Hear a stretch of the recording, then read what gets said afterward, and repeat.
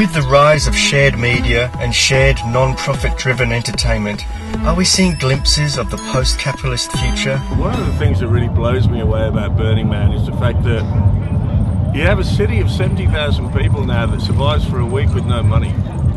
And in the heart of capitalism, that's an incredibly socialist ideal that's been put in place. I think Burning Man has a real place in the world in terms of showing the potential of the human spirit. A subculture that's all about peace, love, the environment, community is a subculture that is a great thing for all of us. Challenge yourself, you open up your mind, you go and do something that you just think is a little bit off the grid, a little bit decentralised, a little bit ungoverned. You use all of the resources at your disposal to really just help humans evolve, and if you're doing that to the best of your abilities, I don't think the absolute goal is even an object. It's more about the participation, the process itself is the goal. The world isn't here to be adhered to.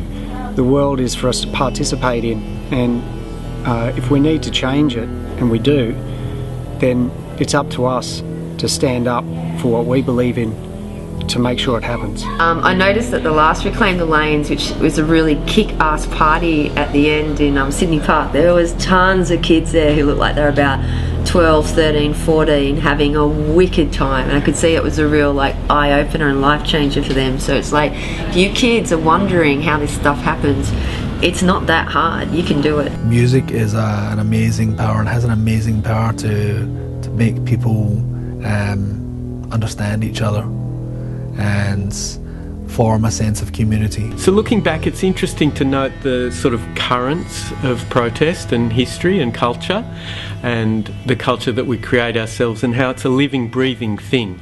So it's important for everyone to get together and have a say and get those microphones and talk about all the good and bad things that are happening without listening to the media, which is so sold out today. It's not hard to do.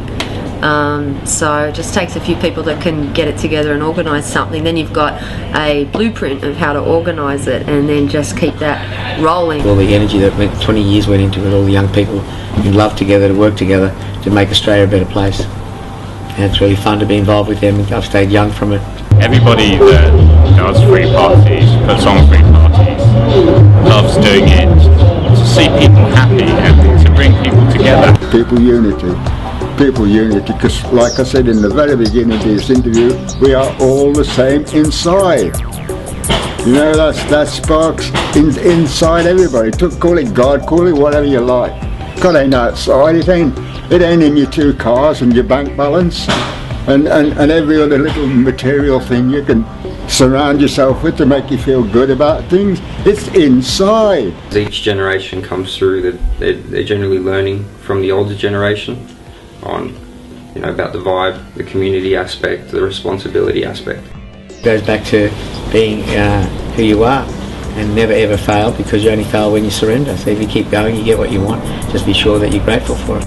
Well, it's good to look back and take stock and celebrate our history as a community, but also it's great to look forward and realise that all this creative energy will always be present and always be ready to be tapped into, and that's how we can create our own future. Yeah, every couple of years the generation changes, but the enthusiasm's still there.